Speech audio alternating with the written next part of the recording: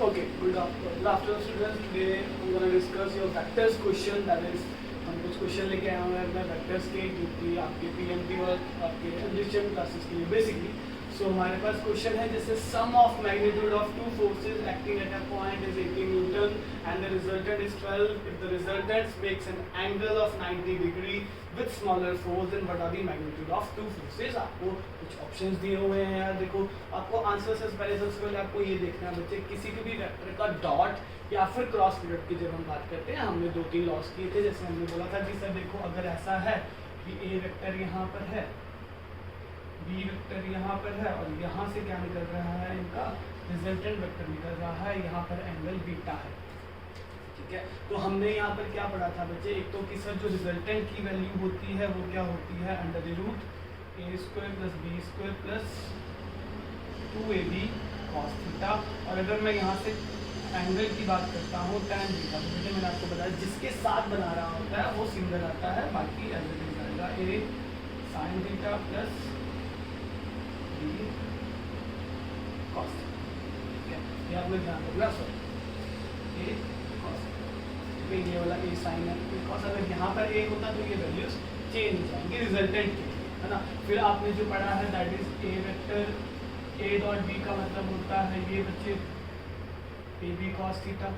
या आप normal magnitude नहीं लिखना चाहते तो ऐसे लिख सकते हैं.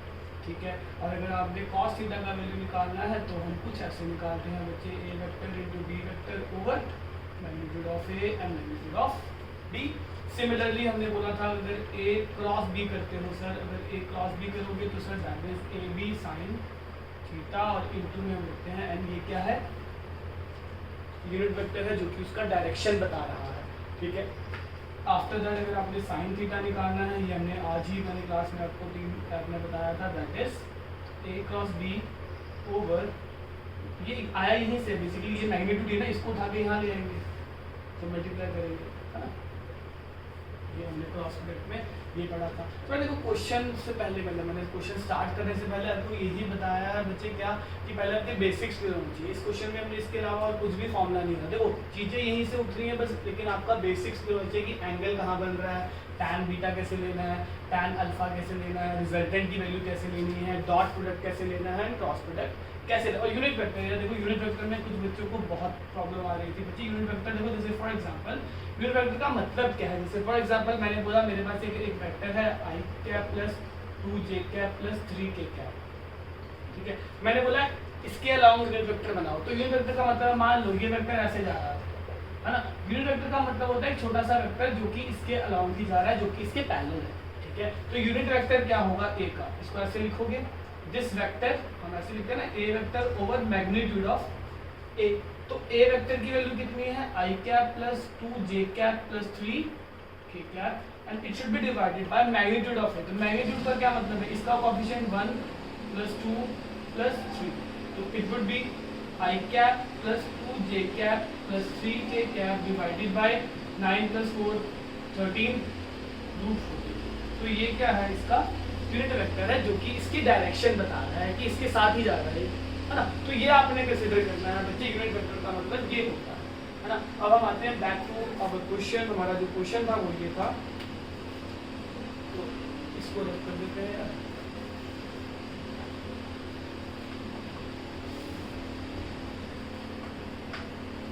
ठीक है, कुछ कोई भी डाउट हो आप क्लास में पूछ लीजिएगा मुझे. सर यहाँ पर आपने बोर्ड पे कुछ समझाया था और हमें समझ नहीं आया. तो देखो, ये क्वेश्चन था हमारे पास, sum of magnitude of two forces acting at a point is 18 newton, है ना. दोनों का जो सम है वो 18 न्यूटन है. जैसे मैंने मान लिया P और Q, ये 18 न्यूटन है. ठीक है, and the resultant is 12. Good thing is this, हमें रिजल्टेंट गिवन है.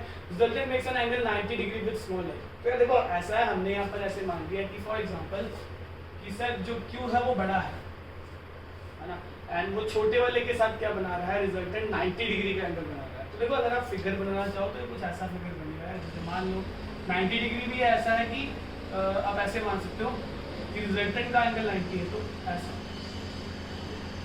ये रिजल्टेंट है, ये आपका P वेक्टर है, ये Q वेक्टर है ना. और रिजल्टेंट के साथ आपका कितना एंगल बन रहा है बेटे, 90 डिग्री एंगल बन रहा है. नहीं लग रहा तो इसको ऐसा कर लो, अब तो लग रहा है. है ना।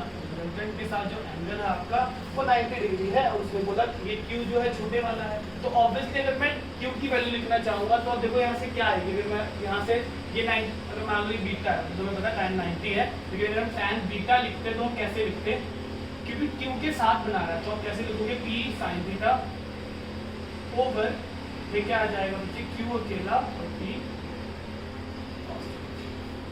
जिसके साथ बनाना होता है उसके साथ आपने Q लिखना है, ठीक है।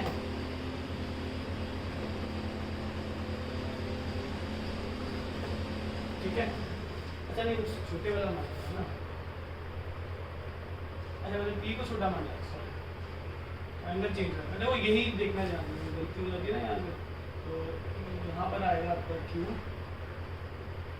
तो यहाँ आपका क्या आ जाएगा बच्चे Q sin theta over Q cos theta, ठीक है, क्योंकि छोटे वाले के साथ ना मैंने P को छोटा माना है ना, तो P यहाँ पर आएगा, ठीक है। तो यहाँ से आपने क्या करना है बच्चे, अब ये एंगल कितना गिवन है 90 गिवन है sir, tan 90 is equals to Q sin theta over P plus Q cos theta।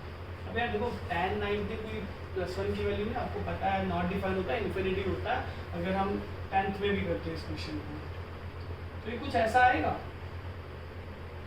अच्छा देखो यहाँ पर एक ट्रिक है, ट्रिक ये है कोई भी चीज़ इन्फिनिटी कब होती है, कोई भी चीज़ जब इन्फिनिटी होती है तो उसका मतलब क्या होता है 1/0, मतलब कि भैया 0 से डिवाइड कर देना, मतलब ऊपर तो कुछ ना कुछ टर्म आएगी आएगी ना, मतलब कि डिनोमिनेटर में 0, जैसे अगर मैं बोलूँ 3/0 तो इसका आंसर इन्फिनिटी है, मतलब ऊपर जो टर्म आएगी वो तो एक रैशनल टर्म होती है, रैशनल नंबर होता है, नीचे 0 होता है, तो दैट मीन्स अगर मैं इसको डिफाइन करना चाहूँ तो देखो ये समझना यहाँ से बड़ा इंपॉर्टेंट पॉइंट है कि 3/0 is infinity, that means denominator में 0 है, अगर डिनोमिनेटर में 0 है ना तो दैट मीन्स ऊपर कुछ भी टर्म जैसे मान लो मैं ऊपर कुछ भी है और यहाँ तो 0 है सर, और यहाँ से जब आप इसको क्या करेंगे बच्चे Q/sin theta over P plus Q cos theta, अगर मैं बोलूँ कि इसको हम क्या करना चाहते हैं कंपेयर करना चाहते हैं तो दैट मीन्स सर ये वाली टर्म इसके इक्वल है ना, जो ये वाला टर्म है वो इसके इक्वल है, तो आप बोल सकते हैं P plus Q cos theta is equal to 0, या मैं बोल सकता हूँ Q cos theta is equal to minus, इसको मान लो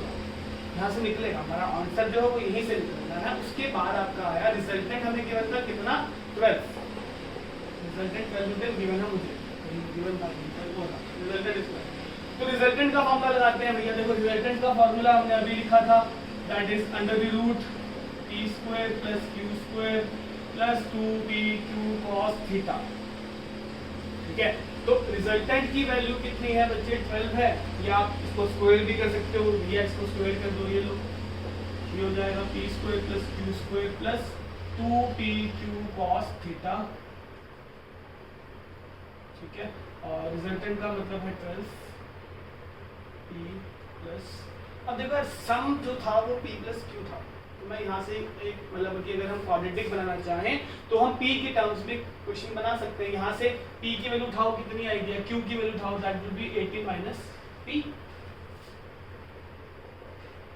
ठीक है, और यहाँ से Q cos थीटा कितना आया माइनस P, ठीक है, तो इसकी वैल्यू कितनी आएगी 2P इंटू माइनस P, तो बेटे देखो यहाँ से अब लगाना है आपने मैथ्स P स्क्वायर प्लस इसको खोल दो क्वाड्रेटिक 18 का स्क्वायर होता है 324 plus P square minus 36P हो जाएगा बेटे, और ये माइनस 2P, तो देखो यार P square plus P square 2P square positive और नेगेटिव कट गया, बड़ा अच्छा हुआ यहाँ पर, ये देखो 2P square plus 324 minus 36 minus 2P square and 144, तो देखो ये वाला कैंसिल आउट हो गया, और आप बोल सकते हो 36P को उठा के यहाँ ले आओ, और 324 minus 144 it will be 180, I think 5 को बस 5 वाला ऑप्शन लिख लो, जब 5 वाले भी 2 है ना, तो बस ठीक है, ये रहा 18 माइनस P, तो Q की वैल्यू कितनी हो जाएगी 18 minus P, that is 18 minus 5, that is 13 is your answer, तो that is 5 और 13, ऐसा भी हो सकता है कि मैं तुम्हें 13 और 5 दे दे, बट वैसा देगा नहीं, क्योंकि जरूरी नहीं है कि एक बच्चा पहले P लिखे फिर Q लिखे, है ना, तो उसमें भी फर्क नहीं है, तो वो ध्यान रखना P और Q में दोनों में फर्क कैसे नहीं देगा, ठीक है, तो आंसर आ जाएगा आपका बेटे कितना 5/3। तो यार देखो यही क्वेश्चन है बेसिक, मैं तुम्हें बार बार बोल रहा हूँ बच्चे, बेसिक इन दी एंड वही रहना है, क्वेश्चन कहीं से भी उठा लो क्वेश्चन वही रहता है ना, आपका बस आंसर करने का तरीका है ना, बस बेसिक्स आपने अपना फॉर्मूला ध्यान रखो कि फॉर्मूला सर यही बनना चाहिए है ना, तो ये चीज़ आपको ध्यान रखनी है, ठीक है। होप सबको समझ आया होगा। अच्छा इसका सिमिलर क्वेश्चन है, जैसे मैंने, अगर आप ट्राई करना चाहते हैं इसका एक सेम वे सिमिलर क्वेश्चन है जो कि मैं आपको देना चाहूँगा, अगर आप बाद में ट्राई करेंगे। क्वेश्चन है, बस वैल्यू चेंज कर दी और तो क्या है, क्वेश्चन सेम ही है। जैसे मैंने बोला, चलो वो मैं असाइनमेंट में ही दूंगा 5 रुपये, ठीक है तो ठीक है। तो नेक्स्ट क्वेश्चन देखते हैं, जैसे देखो इसको कर देते हैं।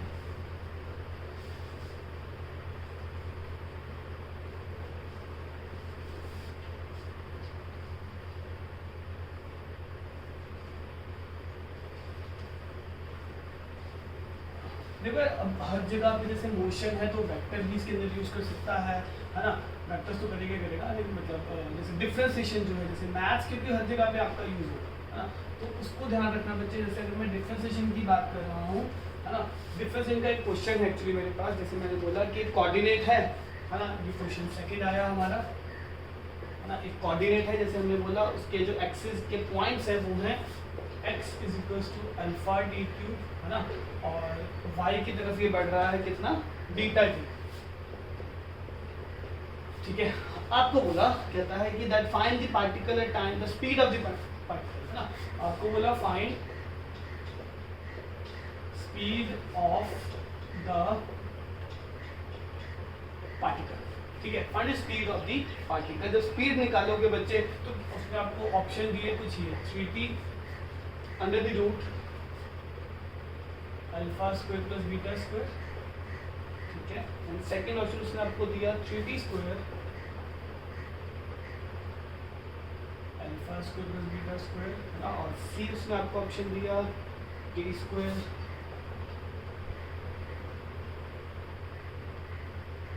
ठीक है, और डी ऑप्शन दिया सिर्फ t ही,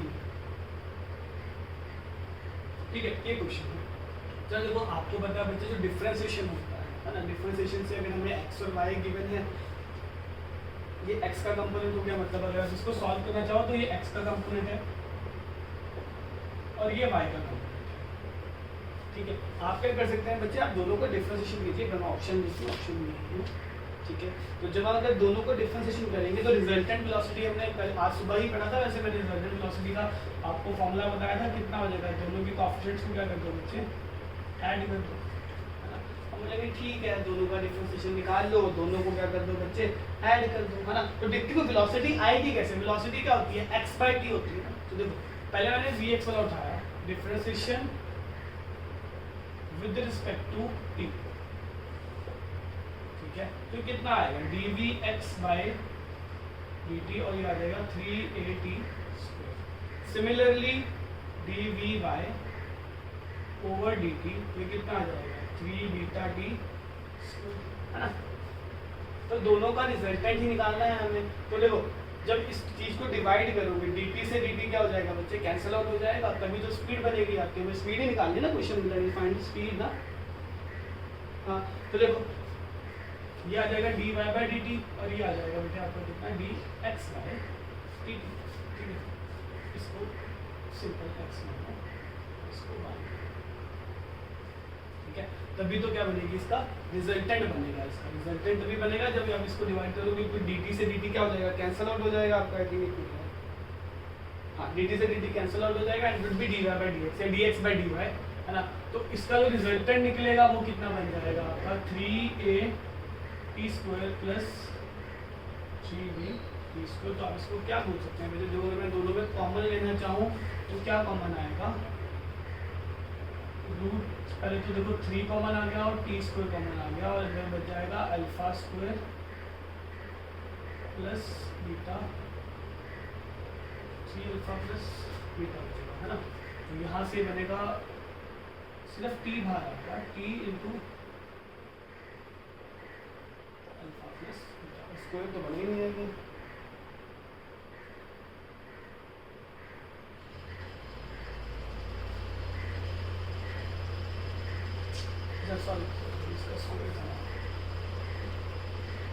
इसका डिस्कस करें यहाँ से क्या होता है Vx का स्क्वायर है ना, तो Vx आपका ये है, तो पहले आपको डिपोजिट करके फिर वैल्यू पुट करनी है इसके अंदर, तो ये बनेगा कितना 9a स्क्वायर t4, ये बन जाएगा 9b स्क्वायर t4 है ना, तो जब आप कॉमन लोगे तो ये ऐसे आएगा 9t4 into alpha square plus beta square, इसका जब अंडर रूट जो बाहर लेके जाओगे तो कितना बनेगा 3t square alpha plus I think second option आपका आंसर बनेगा 3t स्क्वायर। ये ध्यान रखना बस कि कुछ वेलोसिटी निकाल रहे हो तो डिफरेंशियल करके डी यहाँ से जब इसको डिवाइड करोगे तब आएगी ना वेलोसिटी, तो dy/dx ये बन जाएगी है ना 3vt स्क्वायर ओवर 3 ये वेलोसिटी है dy/dx, ठीक है, तो वहाँ से उसका रिजल्ट निकालना है, ठीक है, तो इसको पुट करके देखना है ना। नेक्स्ट क्वेश्चन एक और उठाते हैं, ठीक है, वो भी देखेंगे।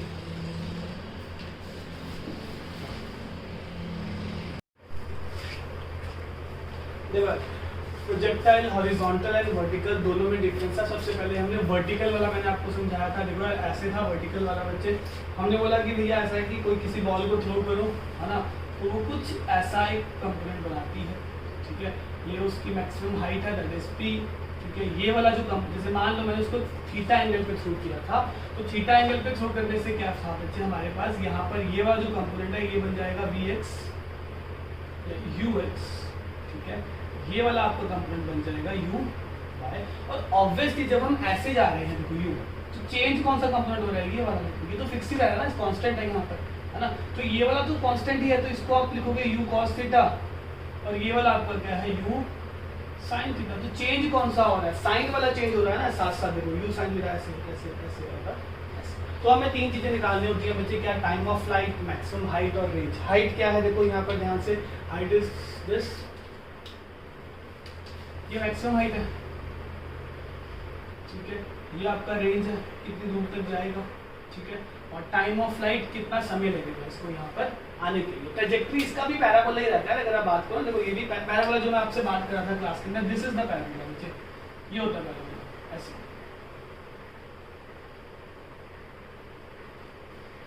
ये ट्रैजेक्टरी है पैराबोला की, आपको उसकी क्वेश्चन मिलेंगी, जैसे अगर हम इसकी क्वेश्चन बताएं तो हो जाएगी जिसकी तरफ फेस होता है तो that means x square is equals to 4ay, इसका मतलब है y square is equals to 4a, ये इसकी क्वेश्चन है, ठीक है, तो पढ़ोगे आप लोग यार बात में दिया ना, बट बस इक्वेशन याद कर लो, ऐसा होता है पैराबोला, उसी तरह एलिप्स होता है, उसी तरह आपका हाइपरबोला होता है, ठीक है, ये सारे क्या है एक मैथमेटिकल्स आपके यूज होते हैं। तो यहाँ से क्या होगा बच्चे देखो u sin theta u cos theta, हमने बोला u sin थीटा तो क्या रहेगा भैया कांस्टेंट रहेगा, और u cos थीटा कांस्टेंट रहेगा, वेरिएबल कौन सा है u sin थीटा। तो हमें तीन चीजें निकालनी थी बच्चे, क्या, एक मुझे निकालना था क्या, टाइम ऑफ फ्लाइट,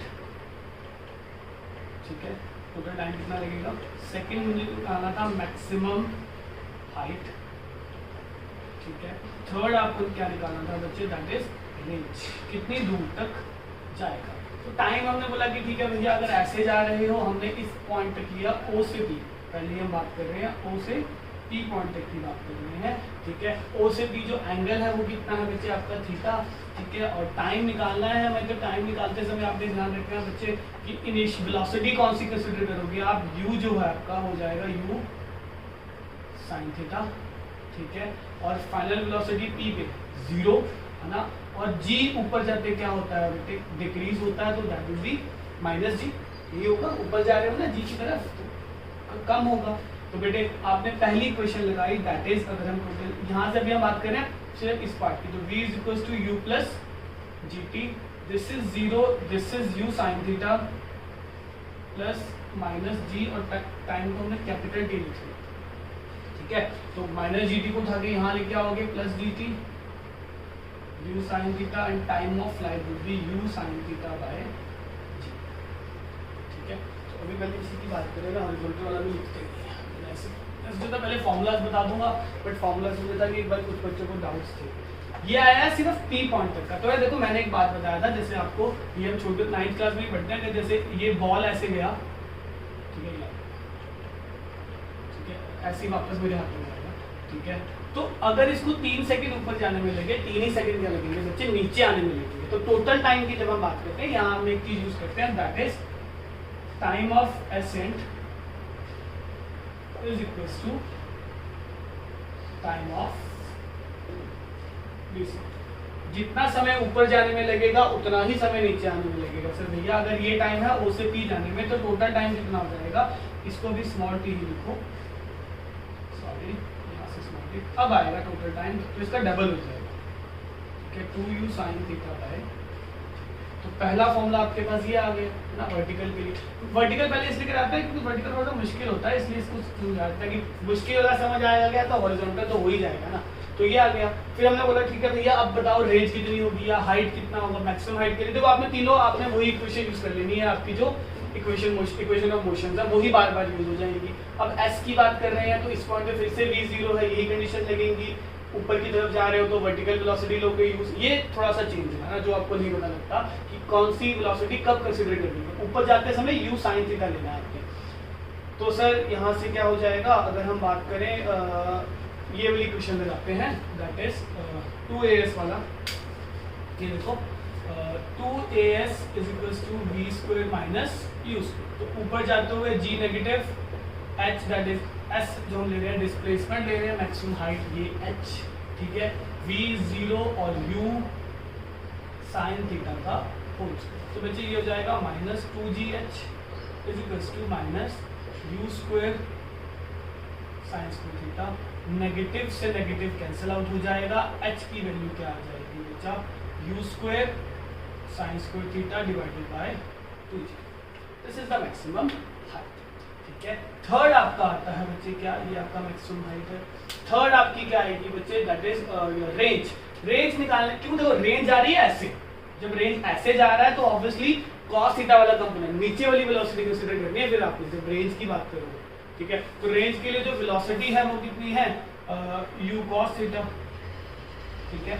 और इसके लिए आप इक्वेशन यूज करोगे s is equal to ut plus half gt square. अच्छा रेंज में एक चीज और है, जब नीचे जा रहे हो तो कोई एक्सेलरेशन है ही नहीं, यूनिफॉर्म है, ये देखो ऐसे जा रहा है, तो एक्सेलरेशन तो क्या हो गया सर यहाँ पर 0, दैट मीन g आपका 0 है, तो ये वाली टर्म क्या होगी 0 हो गई, है ना। और क्योंकि यहाँ से यहाँ तक जाने में टाइम तो टोटल टाइम वही लगेगा ना, जितना जो ऊपर से जाओ चाहे नीचे से जाओ टाइम तो वही लगा बच्चे। तो s जो है आपका that would be your displacement s equals to ut। तो यहाँ से ये आ जाएगा, हमें रेंज निकालना है ना, तो ये रेंज हो गया आपका u जो है u cos थीटा, और जो टाइम ऑफ फ्लाइट हमने निकाला था बच्चे 2u sin theta by g, ठीक है। 2u क्योंकि टाइम तो देखो ना उतना ही लगा, जो ऐसे जाओ या ऐसे जाओ टाइम तो उतना ही लग जाएगा आपका, है ना। तो यहाँ से क्या हो जाएगा बच्चे, ये 2u स्क्वायर, है ना, sine theta cos theta by g. ऐसे भी याद कर सकते हो, है ना, लेकिन आप इसको ऐसे भी याद कर सकते हो क्योंकि सर यहाँ लिख देते हैं साइन 2 थीटा का फॉर्मूला होता है 2 साइन थीटा कॉस थीटा, ठीक है। तो इसको आप कैसे लिख सकते हो, रेंज इज इक्वल्स टू ये गया और ये गया, ठीक है। तो यहां से क्या बन जाएगा बच्चे, u square into sine 2 theta by g, ठीक है, ये बन जाएगा बच्चे u square sine 2 theta by g. अब यहाँ से मुझे ये इसलिए बताना, ये दोनों आपने रेंज का ये याद रखना क्योंकि इसका एक पार्ट है वो बताना जरूरी है, क्योंकि क्लास में मैंने अच्छे से इसको एक्सप्लेन कर नहीं पाया, दैट्स व्हाई मैंने यहाँ डिस्कस किया है, ठीक है। u square sine 2 theta by g. अब यहाँ जो इसका पार्ट मुझे डिस्कस करना था वो ये है, जब आपने 2 थीटा की बात करी ना, आपका एक ग्राफ आता है बच्चे, ये होप सबको समझ आ गया होगा यार, देखो है ना ये रिलेशंस है। तो मैं ये रब करता हूँ, लिखा हुआ है ये, ठीक है, ये कर देते हैं। देखो आपका एक ग्राफ है बेसिकली कैसा, ठीक है। जब हम साइन 2 थीटा की बात कर रहे हैं, जब हमने रेंज का ग्राफ ड्रॉ किया तो मैंने आपको एक चीज बोली थी, बहुत से बच्चों का क्लियर है बट फिर भी देखो, रेंज जो है मैक्सिमम कब होगी, जब यहाँ पर एंगल कितना होगा 45, क्योंकि 90 पे तो साइन 91 होता है ना मैक्सिमम, तो अगर थीटा को 45 देखो ना ये ऐसे है, range is equals to u square sine 2 theta by g, ठीक है। तो अब बोलोगे सर ठीक है, अगर यहाँ पर 90 जी तो कितना आएगा sine 2 into 45 that will be g, और ये कितना आ जाएगा 2 साइन 90, और साइन 90 का वैल्यू क्या होता है 1, तो मैक्सिमम रेंज तभी आएगा। तो अगर हम बात करें देखो ऐसे, ठीक है, ये एंगल 45, ठीक है। जो रेंज 45 पे होगी ना वही रेंज, जैसे अगर हम बात करें 90 पे भी वही होगी, है ना। तो 45 के एंगल पे मैक्सिमम रेंज है आपकी ये, ठीक है। उसके बाद जो एक चीज है वो ये है, जैसे कि साइन, अगर आपने ये फॉर्मूला सुना नहीं सुना तो ऐसे सुन लो, साइन 180 माइनस थीटा का जो फॉर्मूला होता है ना वो क्या होता है, वो साइन थीटा ही होता है। जैसे अगर मैं आपको जो आप मुझे बोल रहे थे मेडिकल वाले कुछ बच्चे की सर हमें नहीं आ रहा ट्रिग्नोमेट्री का क्वेश्चन, है ना, तो देखो यार कुछ नहीं है बेटे, ऐसे है, इसे ना लिख दिया मैंने। जैसे आपने 90 वाले क्वाड्रेंट्स पढ़े ना, मैं इसको रवि कर देता हूँ जब को पता लगेगी है।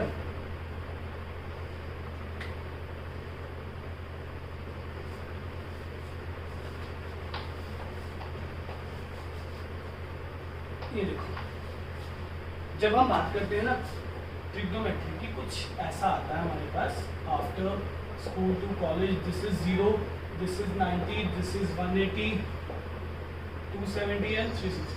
तो इसका मतलब है ऑल पॉजिटिव, इसका मतलब है साइन और कोसेकेंट पॉजिटिव, इसका मतलब है टैन, इसका मतलब है कॉस एंड सेकेंट, जो कॉस का उल्टा होता है बेसिकली, है ना। तो बेटे देखो आपने पहले पढ़े थे ये वाले फॉर्मूले, साइन 90 माइनस थीटा या कॉस 90 माइनस थीटा, है ना। ये क्या होता है कॉस थीटा, ये होता है साइन थीटा, है ना। उसी तरह 180 चेंज होता है, लेकिन 180 में फंक्शन नहीं चेंज होता, वैल्यूज चेंज होता है, उसी तरह फिर साइन चेंज होता है। जैसे साइन 180 माइनस थीटा, तो 180 से ऊपर पीछे की तरफ जा रहा है तो ये प्लस साइन थीटा ही रहेगा, ठीक है। साइन 180 प्लस थीटा, अब ये इस तरफ आ रहा है, ये टैन का पॉजिटिव है, यहाँ बोलते हैं टैन का घर है ना, तो उसके घर में आ रहा है तो ये नेगेटिव हो जाएगा, लेकिन माइनस साइन ही रहेगा, ठीक है। तो यहाँ पर अगर हम बोलते हैं कि भैया अगर हम एंगल कुछ भी लें, है ना, 180 माइनस थीटा पे